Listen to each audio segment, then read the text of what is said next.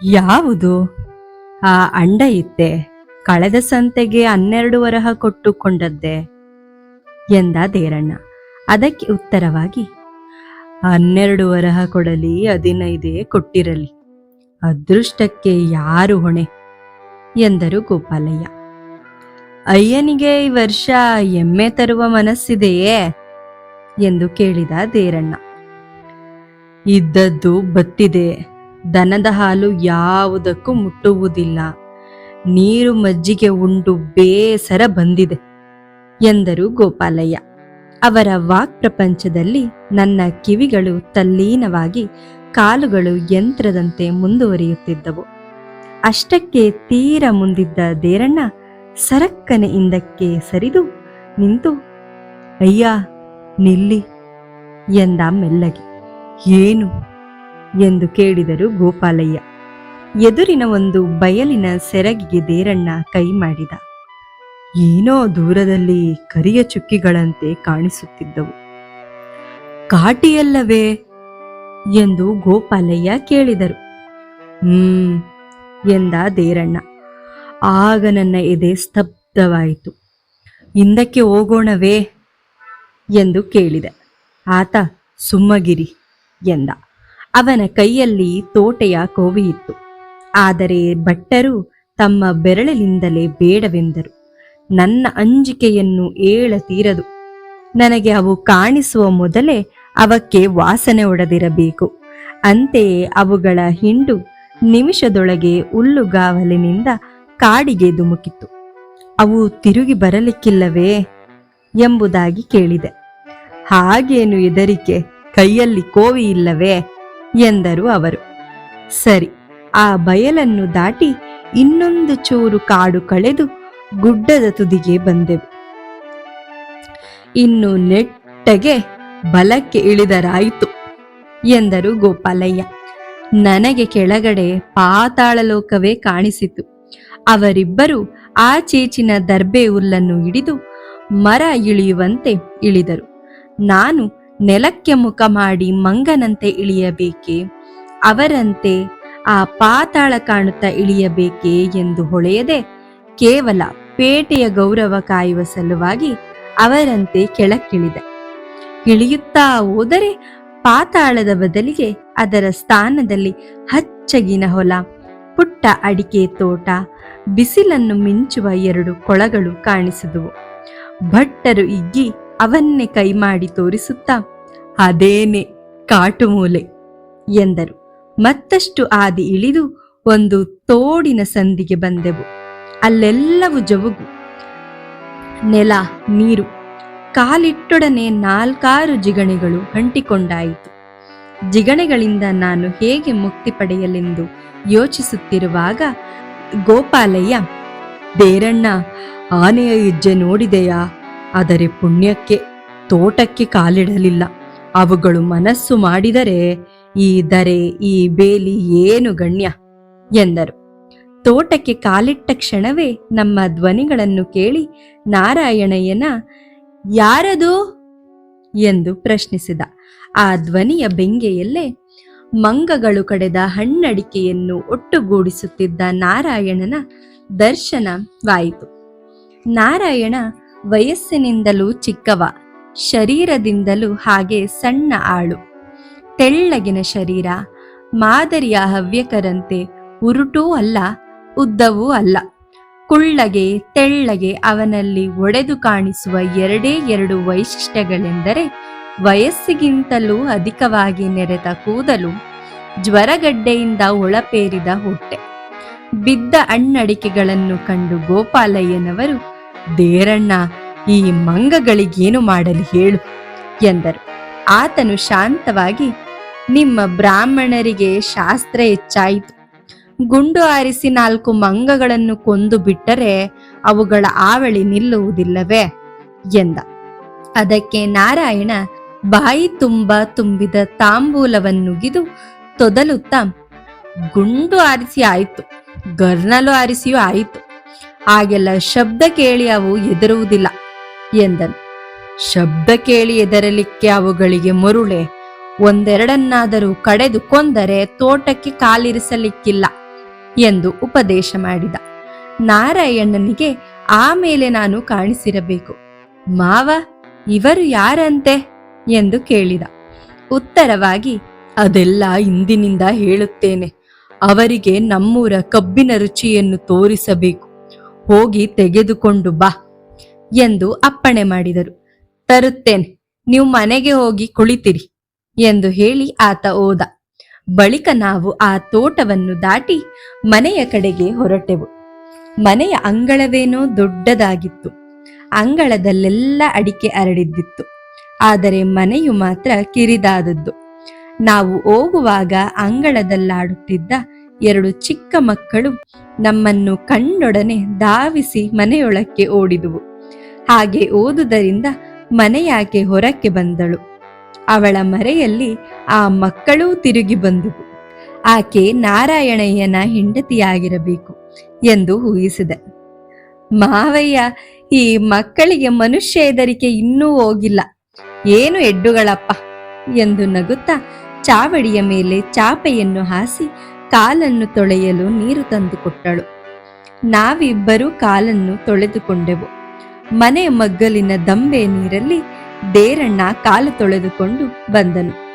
ನಾವು ಚಾವಡಿಯಲ್ಲಿ ಹೋಗಿ ಕುಳಿತುಕೊಂಡ 1-2 ನಿಮಿಷದೊಳಗಾಗಿ ಮನೆಯ ಯಜಮಾನನ ಸವಾರಿ 4 ಎಳನೀರುಗಳನ್ನು 2 ದೊಡ್ಡ ಕಬ್ಬಿನ ಜಲ್ಲೆಗಳನ್ನು ಹಿಡಿದುಕೊಂಡು ಬಂದಿತ್ತು. ನಮಗೆಲ್ಲ ಶೈತ್ಯೋಪಚಾರವಾಯಿತು. ತಾಂಬೂಲದ ಸೇವೆ ನಡೆಯಿತು. ನಸ್ಯಾನುಸಂಧಾನವೂ ಆಯಿತು. ಗೋಪಾಲಯ್ಯನವರು, ನಾರಾಯಣ, ನಿನ್ನೆ ಆನೆ ಬಂದದ್ದು ಯಾವ ಮೂಲೆಗೆ? ನಾವು ಗುಡ್ಡದಿಂದ ಇಳಿಯುವಲ್ಲೇನೋ ಎಂದು ಕೇಳಿದರು. ಅಲ್ಲೇನೆ. ಒಮ್ಮೆಗೆ ರಾತ್ರಿಯಲ್ಲಿ ಗದ್ದಲ ಕೇಳಿಸಿತು. ನಾನು ಇಲ್ಲಿಂದಲೇ ಗರ್ನಾಲಿನ ಶಬ್ದವನ್ನು ಮಾಡಿದೆ. ಅವು ತೋಟದೊಳಕ್ಕೆ ನುಗ್ಗಿದರೂ ಏನೂ ಮಾಡುವ ಹಾಗೆ ಇದ್ದಿರಲಿಲ್ಲ ಎಂದನು. ನೋಡು, ಸುತ್ತಲಿನ ಕಣಿಯಲ್ಲಿ ಮಣ್ಣು ತುಂಬಿಕೊಂಡಿದೆ. ಅದನ್ನು ಮತ್ತಷ್ಟು ಆಳ ಮಾಡಿಸಬೇಕು. ಬೇರೆ ಏನೂ ಉಪಾಯವಿಲ್ಲ. ದೇರಣ್ಣ, ಈ ಆನೆಗಳ ಗೋಳೊಂದು ಇಲ್ಲವಾಗಿದ್ದರೆ ನಮ್ಮ ಈ ತೋಟ ಈ ವಟಾರಕ್ಕೇನೇ ನಂದನವನ ಎನ್ನಬೇಕು. ಅಷ್ಟರ ತನಕ ನಮ್ಮ ಈ ಒಂದೇ ಒಂದು ಮೂಲೆಗೆ ಕೊಳೆ ರೋಗ ಬಂದಿಲ್ಲ. ದೇರಣ್ಣ ಅಂದನು. ನಿಮ್ಮ ಈ ಕಾಟು ಮೂಲೆಯ ಬಯಲಾದರೂ ಏನು ಕಡಿಮೆ. ಚಿನ್ನದಂತ 2 ಬೆಳೆ ತೆಗೆಯಬಹುದು. ನಮ್ಮೂರಿನವರಿಗೆ ಹಿಡಿದ ಶನಿಯೆಂದರೆ ಆಳುಗಳ ಬರಗಾಲ. ಪಡುವಣಿಂದ ಬಂದ ಆಳುಗಳು ಒಬ್ಬೊಬ್ಬರೂ ನಿಲ್ಲುವುದಿಲ್ಲ. ಕಳೆದ ವರ್ಷ ಬಂದ ಜನ ಈ ವರ್ಷಕ್ಕಿಲ್ಲ. ಈ ವರ್ಷ ಬಂದವರು ಮುಂದಿನ ವರ್ಷಕ್ಕಿರುವುದಿಲ್ಲ. ಹೌದು ಎಂದ ನಾರಾಯಣಯ್ಯ. ಆಳುಗಳಿಗೇನು, ನಮ್ಮೂರಿಗೆ ಬಂದು ಜ್ವರಗಡ್ಡೆ ಬೆಳೆಯಿಸಿಕೊಂಡು ಪ್ರಾಣ ಬೇಡಬೇಕೆಂದಿದೆಯೇ? ಈ ಊರು ಅಲ್ಲವಾದರೆ ಇನ್ನೊಂದಿದೆ. ನಮಗಾದರೆ ಇಲ್ಲಿರದೆ ವಿಧಿ ಇಲ್ಲವಲ್ಲ. ಅವರಿಗೆ ಆಗೇನು? ಅವರ ಸುದ್ದಿ ಏನು ಹೆಚ್ಚು?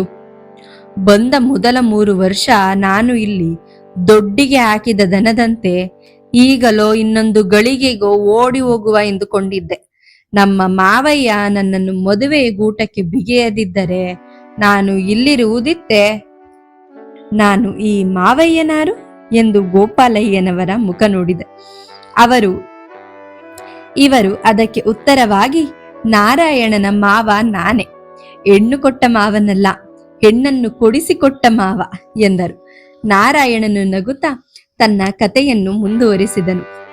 ಈ ಮಾವ ಒಂದು ಹೆಣ್ಣನ್ನು ಕೊಡಿಸಿ ತಮ್ಮ ಮನೆಯಲ್ಲೇ ಲಗ್ನ ಮಾಡಿಸಿದರು. ಸರಿ, ಮತ್ತೆ ಸಂಸಾರ ಸಂತಾನವಾದ ಮೇಲೆ ಓಡುವ ಧೈರ್ಯ ಯಾರಿಗಿದೆ? ಕೈಯಲ್ಲಿ ಕಾಸಿಲ್ಲದ ದರಿದ್ರ ಓಡುವುದಾದರೂ ಎಲ್ಲಿಗೆಂದು? ಬೇಡವೇ? ದೇರಣ್ಣ ಆಗ ಚೇಷ್ಟೆ ಮಾಡುತ್ತಾ, ಅಯ್ಯ, ನಮ್ಮ ನಾರಾಯಣ ಕರ್ಪಿನಲ್ಲಿ ಬಿದ್ದ ಆನೆಯ ಹಾಗೆ ಅಲ್ಲವೇ? ಕರ್ಪಿನಿಂದ ಹೇಳುವಾಗೇ ಇಲ್ಲ. ಮದುವೆಗಿಂತಲೂ ದೊಡ್ಡ ಕರ್ಪು ಬೇರೊಂದಿಲ್ಲ ಅಲ್ಲವೇ ಎಂದ. ನಾನು ಅದಕ್ಕೆ ನಕ್ಕೆ. ಗೋಪಾಲಯ್ಯ ನಕ್ಕರು. ನಾರಾಯಣ ಮತ್ತಷ್ಟು ನಕ್ಕನು. ಮದುವೆ ಎಂಬುದು ಕರ್ಪು ಇರಬಹುದು, ಆದರೆ ನಾನು ಮಾತ್ರ ಆನೆಯಲ್ಲ. ಆನೆಯ ದೊಡ್ಡಸ್ತಿಕೆ ನನಗೆಲ್ಲಿ ಬಂತು? ಅದರ ತಾಳ್ಮೆ ನನಗುಂಟೆ. ಏನೋ ಮಾವಯ್ಯ ಅನುಕೂಲ ಮಾಡಿಕೊಟ್ಟರು, ಸುಖವಾಗಿದ್ದೇವೆ ಇಲ್ಲಿ. ಇನ್ನು ಯಾವ ಊರಿಗೆ ಹೋದರೂ ಇಷ್ಟು ಅನುಕೂಲತೆ ಸಿಗಲಾರದೆಂದು ನನಗೆ ಗೊತ್ತಾಗಿದೆ. ಆನೆಗಳ ಹೆದರಿಕೆಯೊಂದಲ್ಲವಾದರೆ ಈ ಊರಿಗೆ ನಾನೇ ಮೈಸೂರು ರಾಜ. ಹೌದು ಭಟ್ಟರೆ, ಆನೆ ಬರಬಾರದು. ಗದ್ದೆಯನ್ನು ನೆಲಸಮ ಮಾಡುವ ಕಾಟಿ, ಹಂದಿ, ಕಡವೆ ನುಗ್ಗಬಾರದು. ಅಡಿಕೆ ತೋಟಕ್ಕೆ ಮಂಗ, ಮುಸುವ ಒಗ್ಗಬಾರದು. ಬೆಳೆದದ್ದೆಲ್ಲ ಕೈಗೆ ಬರಬೇಕು. ಹಾಗಿದ್ದರೆ ಅಂಥವನು ಮೈಸೂರು ಅರಸನೇ ಎಂದ ದೇರಣ್ಣ. ಇವರ ಅರಣ್ಯ ಪುರಾಣವನ್ನು ಕೇಳಿ ನಾನೆಂದೆ, ಆನೆ ಕಾಟಿಗಳದ್ದೇನು ತಪ್ಪು? ಯಾರ ಕಾಟವೂ ಬೇಡವೆಂದು ಅವು ಈ ಸುಬ್ರಹ್ಮಣ್ಯದ ಕಾಟು ಮೂಲೆಗೆ ಬಂದು ಸೇರಿಕೊಂಡಿವೆ. ಈ ಅಸಾಧ್ಯ ಕಾಡು ಗುಡ್ಡಗಳ ನಡುವೆ ಇರುತ್ತೇವೆ ಎಂದರೆ ಇಲ್ಲಿಗೂ ಹವ್ಯಕ ಭಟ್ಟರು ಬಂದು ತೋಟ ಮಾಡುತ್ತಾರೆ. ದೇರಣ್ಣಗೌಡ ಗದ್ದೆಯ ಸಾಗುವಳಿ ಮಾಡುತ್ತಾನೆ ಎಂದು ಅವಕ್ಕೆ ಕನಸೇ? ನೋಡುವ, ಒಮ್ಮೆ ಅವೆಲ್ಲವೂ ಈ ಊರನ್ನು ಬಿಟ್ಟು ಕುಮಾರ ಪರ್ವತದ ತುದಿಗೆ ಓದುವೆಂದು ತಿಳಿಯುವ. ಆಗ ನಿಮ್ಮಲ್ಲಿ ಯಾರಾದರೂ ಶಿಕಾರಿಗೆ ಹೋದಾಗ, ಈ ಮೂಲೆಯಲ್ಲಿ ಒಳ್ಳೆಯ ನೀರಿನ ಬಲವಿದೆ, ಸ್ವಲ್ಪ ಮಣ್ಣನ್ನು ಆಚೀಚೆ ಮಾಡಿದರೆ 10 ಕಂಡಿ ಅಡಿಕೆಯಾದಿತ್ತು ಎಂದು, ಅಲ್ಲಿಯೂ ಹೋಗಿ ಬಿಡಾರ ಹೂಡುವುದಿಲ್ಲ ಎಂದು ಏನು ಗೊತ್ತು? ಆಗ ಎಲ್ಲರೂ ನಕ್ಕರು. ಗೋಪಾಲಯ್ಯನವರು ನಕ್ಕರು. ಅಷ್ಟಕ್ಕೆ ದೇರಣ್ಣ, ಈ ಅಯ್ಯನಿಗೆ ಜ್ಯೋತಿಷ್ಯ ಬರುತ್ತಿರಬೇಕು ಎಂದು ಹೇಳಿದನು. ಯಾಕೆ ಎಂದು ವಿಸ್ಮಿತನಾದೆ ನಾನು. ಗೋಪಾಲಯ್ಯನವರು ಈ ತೋಟವನ್ನು ಮಾಡಿದ್ದೇ ಹಾಗೆ. ಈ ಬಯಲು ತೋಟವು ಅವರದೇ ಕೈವಾಡ.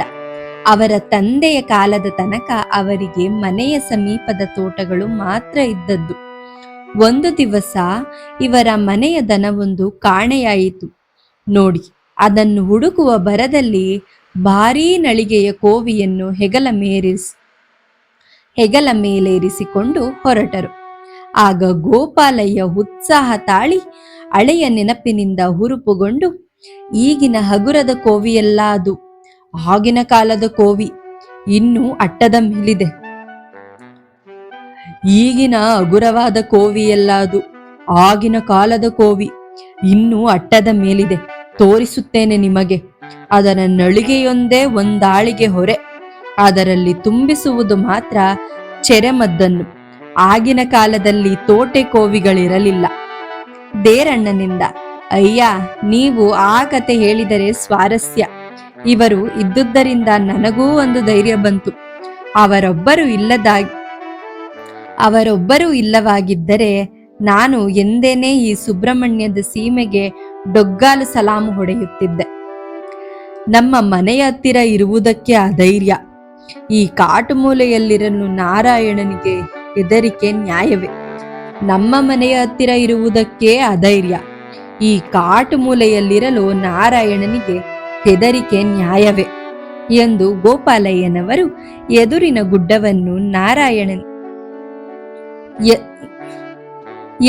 ಗುಡ್ಡವನ್ನು ತೋರಿಸಿ, ನಾವಿಳಿದ ಆ ಗುಡ್ಡವಿದೆಯಲ್ಲ, ಅದೇನೆ ಈ ಪ್ರದೇಶಕ್ಕೆ ಅತೀ ಎತ್ತರವಾದಂಥ ಸ್ಥಳ.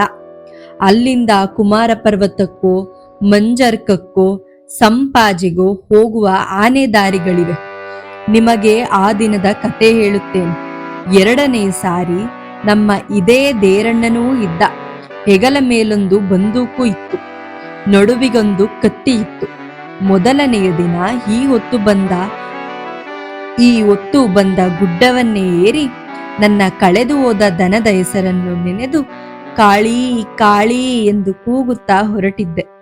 ಕಾಳಿ ಅಂತ ಒಳ್ಳೆಯ ದನ. ಕರು ಹಾಕಿ 15 ದಿನವಾಗಿರಲಿಲ್ಲ. ಅದನ್ನು ಅರಸುತ್ತಾ ಹೋಗಿ ಎಲ್ಲೋ ಹುಲಿಯ ಬಾಯಿಗೆ ಬಿತ್ತಲ್ಲ ಎಂದುಕೊಂಡೆ. ನನ್ನ ಹುಡುಕಾಟ ಮುಗಿದಾಗ ನಿಂತದ್ದು ಈ ಗುಡ್ಡದ ತುದಿಯಲ್ಲಿ. ಅಲ್ಲಿ ನಿಂತರೆ ಕುಮಾರ ಪರ್ವತ ನೆರೆಮನೆ ಎಂಬಷ್ಟು ಸಮೀಪವಾಗಿ ಕಾಣುತ್ತದೆ. ಆ ತುದಿಯಲ್ಲಿ ಒಳ್ಳೆಯ ತಂಗಾಳಿ ಬೀಸುತ್ತಿತ್ತು. ಕಿವಿಗೆ ಅಬ್ಬಿಯ ನೀರಿನ ಧ್ವನಿಯೂ ಕೇಳಿಸುತ್ತಿತ್ತು. ಒಮ್ಮೆಗೆ ಇದೇನು ಕಾಟಿಯ ಹಿಂಡು ಬಂತೆ ಎಂದು ಎದೆ ನಡುಗಿತು. ಸದ್ದು ನಿಲ್ಲದುದನ್ನು ಕಂಡು ಅದು ನೀರಿನದೇ ಸದ್ದು. ಎಷ್ಟೊಂದು ಹರಿಯುವ ನೀರು ಎಲ್ಲಿರಬೇಕು ನೋಡುವ ಎಂಬ ಹುಮ್ಮಸ್ಸಾಯಿತು.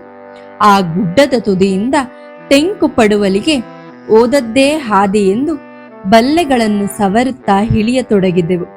ಬೆಟ್ಟದ ಒಳಬೆಯನ್ನು ಸೇರುವಂತ ಹಂಬಲ ನನಗೆ. ಆದರೆ ಕಡು ಬೇಸಿಗೆಯಲ್ಲೂ ಕಾಲಿರಿಸಿದಲ್ಲಿ ನೀರಿನ ತಂಪು, ಜಿಗಣೆಗಳ ಕಾಟ, ಸುಮಾರು 1 ಗಳಿಗೆ ಹಿಡಿದಿರಬೇಕು ಸಂಪೂರ್ಣ ಕೆಳಕ್ಕೆ ಇಳಿಯುವುದಕ್ಕೆ.